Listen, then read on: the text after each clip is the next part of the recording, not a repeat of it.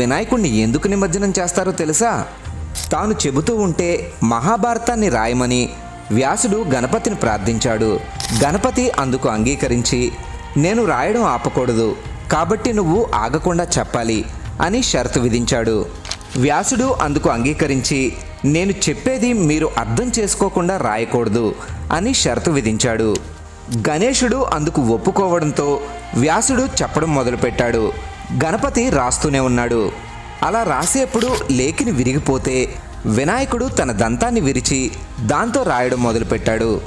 ఇంకో 10 రోజుల్లో భారతం రాయడం పూర్తవుతుంది అనగా విశ్రాంతి లేకుండా రాయడం వల్ల వినాయకుడి ఒళ్ళు విపరీతంగా వేడెక్కి ఆయన ఒంటి నుండి పొగలు రావడం మొదలైంది. అది గమనించిన వ్యాసుడి శిష్యుడు వైశంపాయనుడు బంకమట్టిని ప్రతిరోజు వినాయకుడు ఒళ్ళంతా రాసేవాడు. అలా 9 రోజులు గడిచాక 10వ రోజు మహాభారతం రాయడం పూర్తవగానే